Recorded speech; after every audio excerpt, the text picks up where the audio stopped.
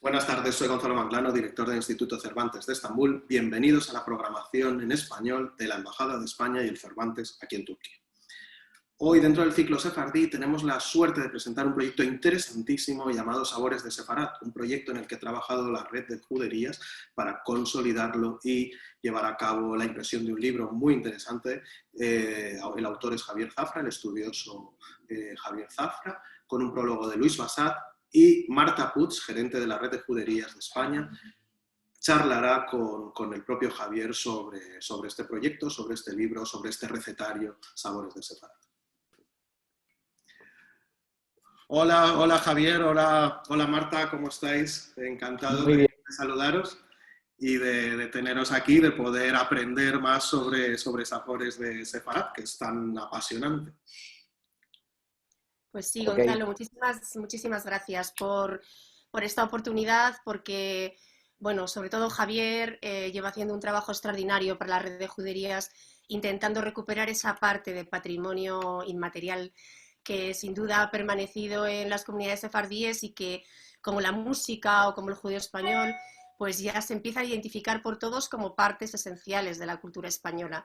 Y por eso hay que entender la cocina como la plantea Javier en el libro, ¿no? Que es intentarla relacionar con el momento familiar y festivo en el que se provocaban esas recetas, el momento histórico y darle la importancia que tiene como un elemento de transmisión de lo que era la cultura de un país, porque nos damos cuenta que muchas de estas recetas aún las encontramos hoy en nuestros platos y en nuestras cocinas, con sus derivaciones y sus cristianizaciones, ¿no? Para que pues no se identificara ninguna presencia judía en esas recetas, pero que son importantes. Es importante encontrar esas relaciones, es importante saber quién introdujo esos ingredientes, esos elementos, por qué se cocinaban. Y es un poco el motivo del proyecto. Red de Juderías lleva 25 años trabajando en la recuperación del legado sefardí y estamos como muy preparados ya para las visitas turísticas. Tenemos señaladas las juderías, tenemos formados a los guías y ahora queremos también completar un poco esa experiencia con que se pueda probar un menú sefardí, con que se pueda tener alguna actividad cultural en nuestras ciudades y así poner nuestro sello también cultural, ¿no? En el conocimiento de este patrimonio. Y bueno, después de esta pequeña introducción, yo creo que lo primero que le tendríamos que preguntar a Javier es qué suerte, ¿no? Que uno abre un melón como estos y se encuentra una fruta tan rica. ¿Cuándo empezaste a abrir el melón y qué te encontraste dentro, Javier? Muy buena, muchas gracias. Gracias al Instituto Cervantes. Es una oportunidad hablar para el mundo y sobre todo para un mundo que nos va a entender, quizá en una lengua diferente, pero nos va a entender porque el lenguaje de la cocina es un lenguaje universal, de generosidad bueno, y allí lo entienden tanto como aquí, porque tenemos sangre mediterránea y eso nos une más de lo que parece. Marta, pues han sido 2 años de investigación para hacer el libro. Ya andando con la red de judería, llevamos un año haciendo, como nosotros decimos, apostolado gastronómico, porque vamos por todo Sefarad, las 21 ciudades de la red y otras que no son también de la red, y contando cómo es una gastronomía muy desconocida. A pesar de estar en el ADN nuestro, es muy desconocida. Yo digo que es como si arrancásemos las páginas de un álbum familiar y arrancásemos 100 páginas de ese álbum familiar. Quedaría un hueco y todo el mundo diría, aquí había algo, pero no sé qué es, ¿no? Y sin embargo, eso es lo que ocurre con nuestro recetario. Es decir, hay huecos que no sabemos muy bien, huecos andalusíes, huecos musulmanes, árabes y también huecos judíos. Y ahora hemos descubierto esos huecos y estamos desvelándolos. Y nos han quedado esas sombras en los recetarios, y en tantas otras cosas de nuestra vida, de la forma de celebrar y la forma de comer. Así que ha sido un descubrimiento, una serendipia, pero total. Yo quiero decirles a todo el mundo que de las 71 recetas, creo que tiene el libro, eh, todas han sido contrastadas históricamente. Javier ha consultado fuentes, yo creo que nos cite algunas que sé que están en su memoria y en su corazón, pero todas las recetas tienen una introducción histórica que ubica la receta en el tiempo y en la época y en el porqué, y luego todas las recetas las ha elaborado y las ha fotografiado él. Por lo tanto, son recetas y es un libro para tener encima de la mesa, abrirlo y cocinar. No es un libro de receta histórica para tener únicamente un conocimiento mayor de nuestra historia y de este periodo de la historia tan concreto que está en blanco, ¿no?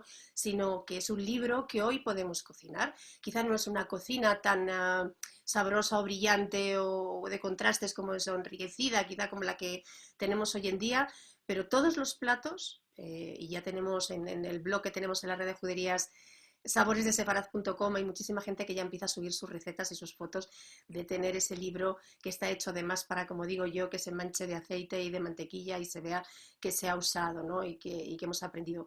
Pero cuéntanos, como volvimos al principio, cuéntanos cómo has contrastado históricamente estas recetas y por qué alguien, que será algo, una pregunta, ¿no? Con la cantidad de personas que habrán investigado sobre eso y personas de origen judío, ¿por qué tú, que no tienes origen judío, te has visto con fuerzas para escribir sobre un tema tan delicado y dónde está digamos, con tus fuentes, ¿no? Contrastadas? Sí, bueno, ha sido, eso es una cosa que ya cuando lo hablamos por la red, sí quería que fuese un libro muy serio en el sentido que tuviese mucho rigor, porque se iba a convertir en un libro para tener en los restaurantes, como asesoramiento a los restaurantes de la red de judería y luego, por supuesto, en muchas otras cocinas. Entonces quería, cuando decimos que algo se cocinaba es porque lo he contrastado, pero con una dificultad añadida, y es que no hay libros, no hay ningún libro de cocina judía hasta el siglo prácticamente principios del XIX, es decir, no existe nada, no existía ninguna bibliografía. Entonces eso me llevó, lo que yo inicialmente pensé que iban a ser 6 meses de trabajo, eso se fue ampliando, puesto que como no existían libros no podía fotografiar y cocinar sin más, había que investigar. Me fue llevando a muchos lugares, en concreto me llevó al cristojudaísmo, que es quizás la fuente escrita más antigua que tenemos con referencias judías. Cristojudíos son judíos que se han tenido que convertir al cristianismo y durante mucho tiempo en secreto han estado comiendo mediante la ley del Karrú y a la misma vez también tenían ritos religiosos. Y eso ha sido un descubrimiento tremendo. Es decir, el cristojudaísmo es la cocina que nos queda en las Baleares, que nos queda en Cerdeña, que nos queda en Sicilia, que eran islas del Reino de Aragón, y que también nos queda en Rodas, nos queda en Creta, nos queda en toda Turquía. Es decir, ahí ya no como cristojudaísmo, sino como recetas judías, porque allí no estaba prohibido. Con lo cual, eso fue una de las partes. Luego otra parte que tuve que desentrañar es los pocos libros que tenía de recetas, y muchos de ellos de origen de familias que habían vivido en Turquía durante el Imperio Otomano, pues esas recetas estaban ya, entre comillas, ¿no? Viva la contaminación dentro de la cocina en el sentido de mestizaje. Pero sí estaban muy contaminadas de productos del Nuevo Mundo, pues porque habían entrado con mucha fuerza ya a partir del 18, quizás del 19, ¿no? Del siglo XIX. Y estaríamos hablando de pimiento, tomate, otra serie de cosas. Entonces, había que limpiarlas de esos ingredientes y aquí había que buscar los ingredientes base.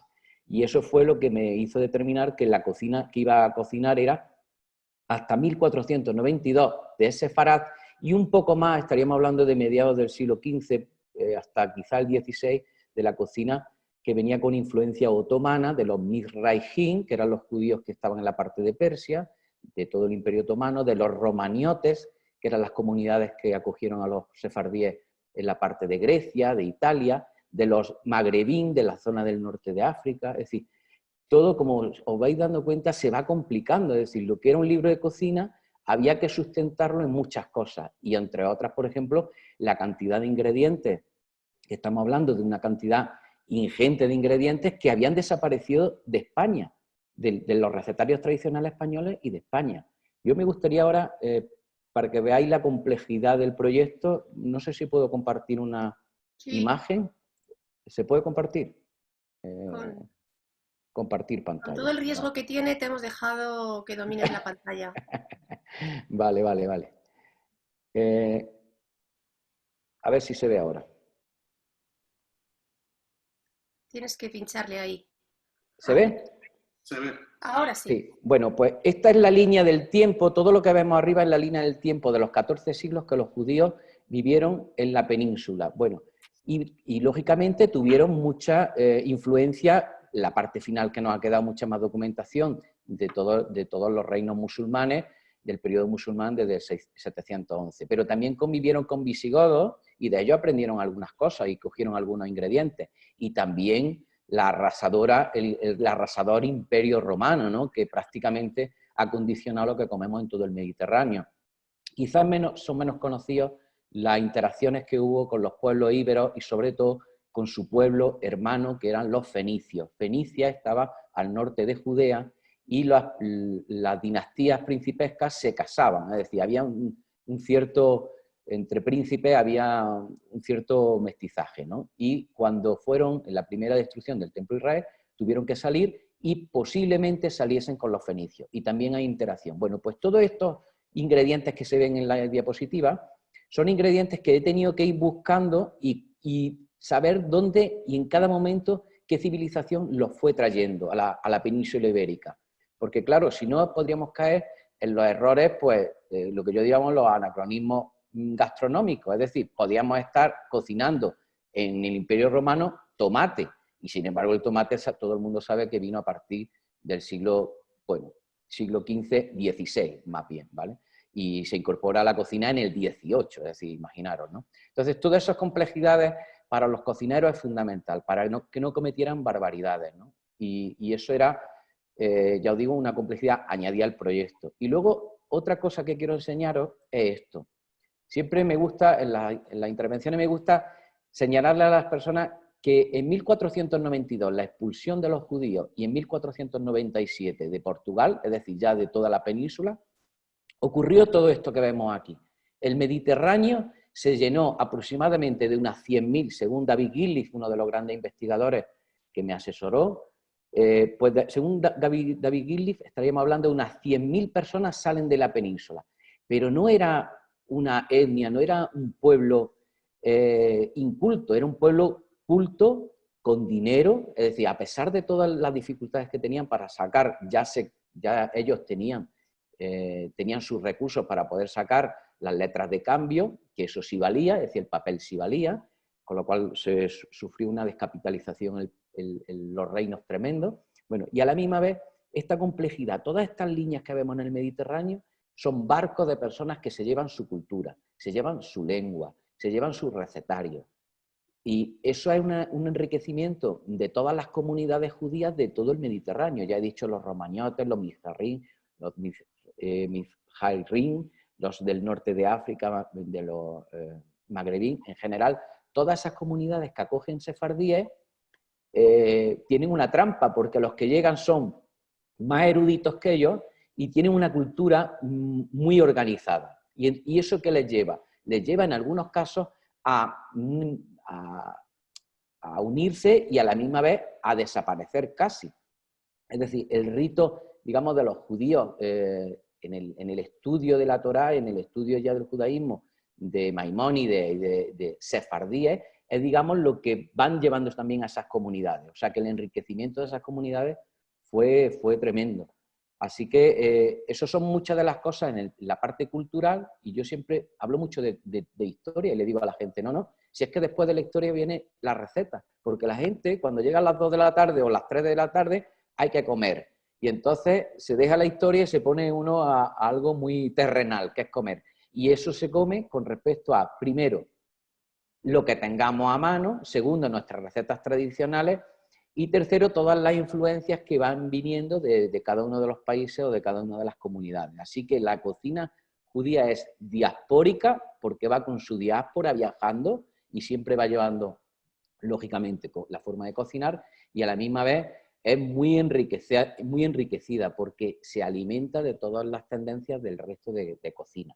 O sea que creo que así a vuela Pero, pluma. Javier, vamos ya a intentar por todos los medios que nos inviten a Turquía y a Estambul, y eso solamente lo vamos a conseguir hablando un poquito más de alguna receta que digan, nos tiene que venir Javier a cocinar esto.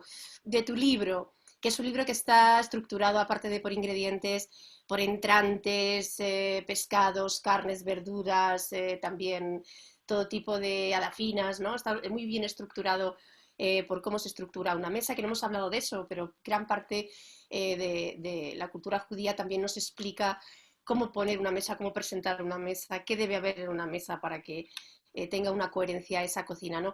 Pero por ya no darles toda la información y, como digo, nos inviten con nuestra... Bueno, todo este libro se ha traducido a lo que es una extraordinaria exposición de cocina, entre los que están los 2 paneles históricos que ha enseñado Javier y algunos paneles que hablan de las recetas. Son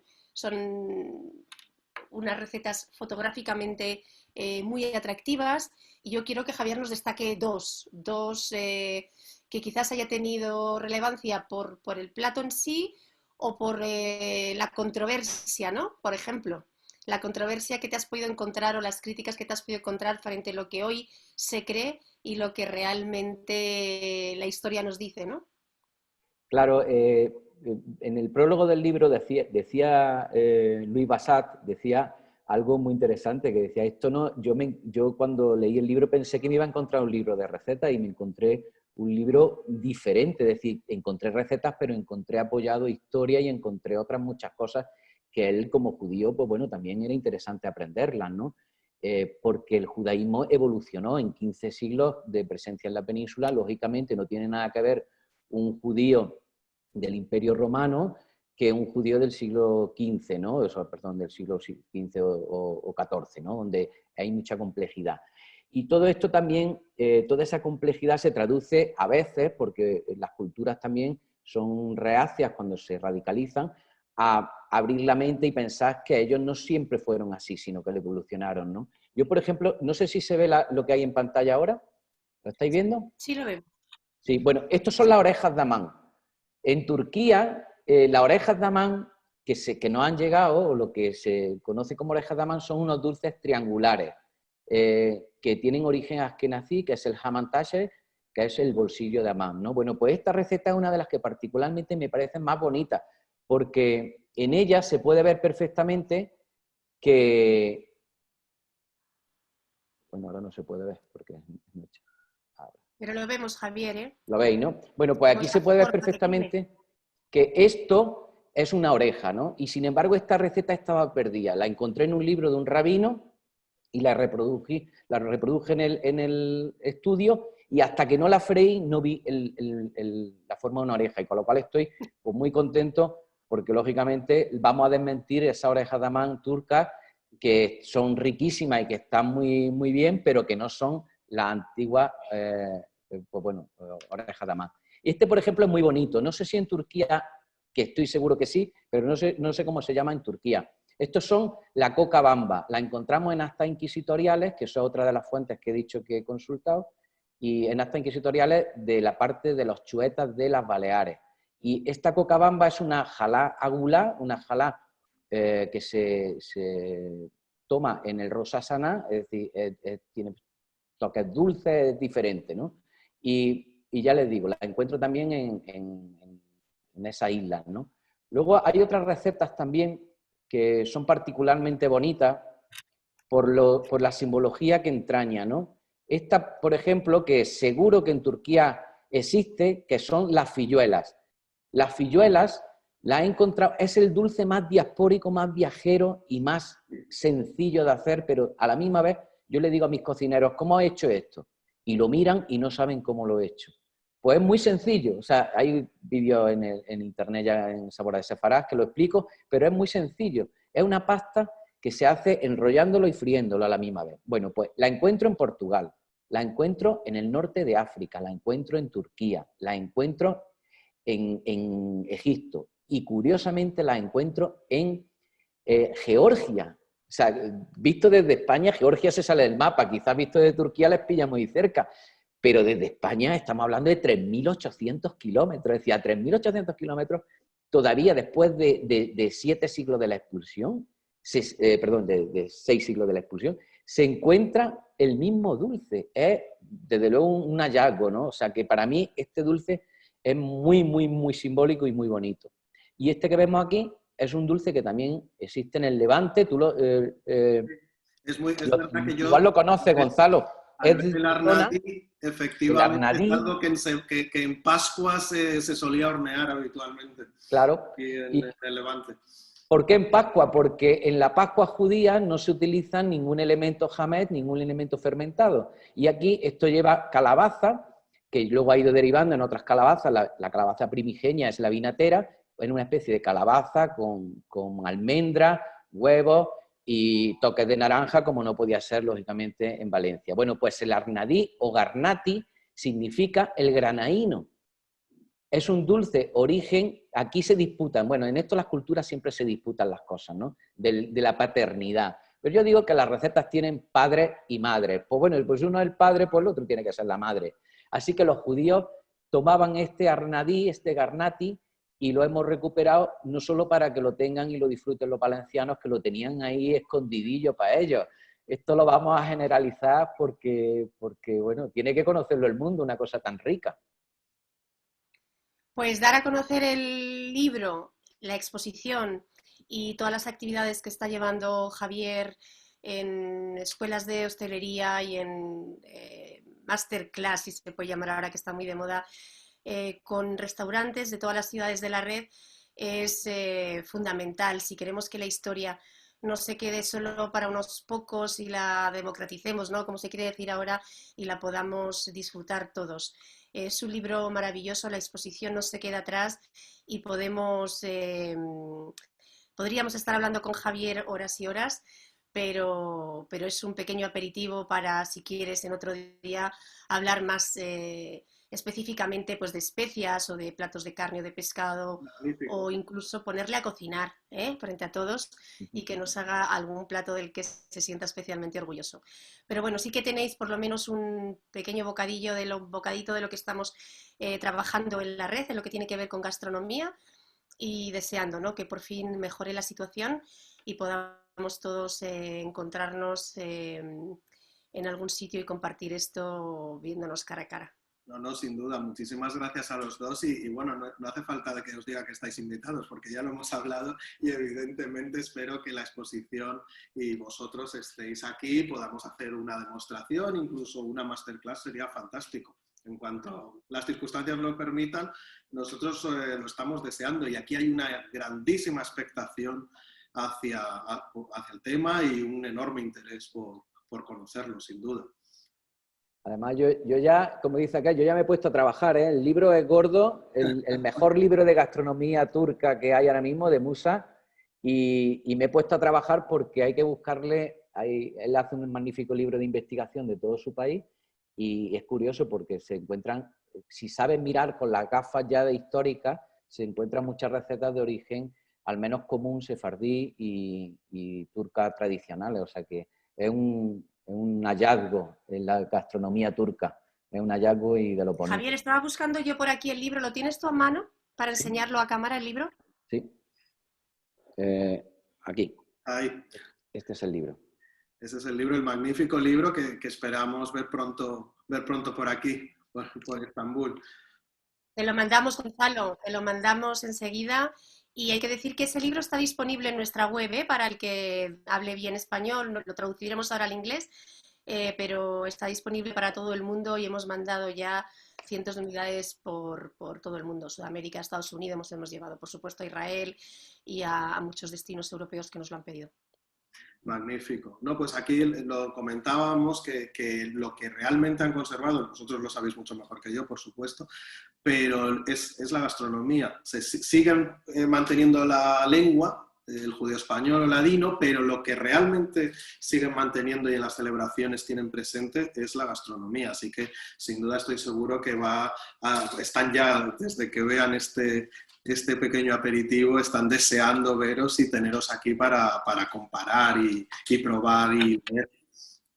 Sí. Además estoy seguro que vamos a encontrar en esos viajes que estamos organizando. Yo estoy organizando ahora uno, planificándolo a 2 años, que parece que 2 años son mucho tiempo, pero cuando tienes tantas cosas por estudiar, y voy a hacer la diáspora, voy a salir de la isla, voy a salir de la zona vuestra, del Levante, de Valencia, y de ahí voy a salir a la isla y voy a visitar, pues bueno, desde las Baleares, Cerdeña, Sicilia, Roda, y entraré en Turquía. Y me quiero hacer una idea de toda esa gastronomía que nos ha quedado, que buscándola la voy encontrando en todos sitios, es decir, pero es siempre lo que yo digo, hay que ponerse las gafas históricas y buscar donde parece que no existe algo, te encuentras una maravilla y dices, bueno, esto como no, y como ese Garnati, ¿no? O sea, que estaba ahí y fíjate que estaba tan cerca y no lo sabíamos. Así que hay que sembrar, como yo digo, hay que sembrar la cocina sefardí, hay que sembrarla por el mundo entero y darle visibilidad a ese álbum de familia que hemos perdido, ¿no? Lamentablemente. Y que, bueno, la red de judería lleva 25 años trabajando, o sea, que no es poco. En las ciudades que están dentro de la red de judería, hablar de sefardíes hoy es normal. Hace 25 años, en Jaén, que yo soy de Jaén, pues sefardíes nadie sabía nada. O sea, Hasdai Ibn Saprou es un personaje hiperinteresante y además con un gran poder en la corte de los Omeyas y nadie lo conocía en Jaén. Hoy tú le preguntas a casi cualquiera de Jaén y personajes, bueno, y personas como Rafa Cámara o como la Casa de Sefarad, ¿no? de nuestro amigo, lo diré, Sebastián de la Obra. Sebastián de la Obra, pues están sembrando también cultura y eso es poco a poco. Es decir, la cultura hay que regarla todos los días. No, si no se riega se pierde, así que estamos deseando viajar. Sin duda, pues muchas gracias. Agradecido siempre al Instituto Cervantes. Y muchas gracias por todo, no solo por estar aquí hoy, sino por todo el trabajo que, como destacaba Javier, Marta, hacéis desde la Red de Juderías de España, que es impresionante y magnífico. Y muchas gracias a Javier por ofrecernos junto con vosotros este maravilloso recetario. Y nos vemos aquí pronto. Muy bien, muchas gracias a todos.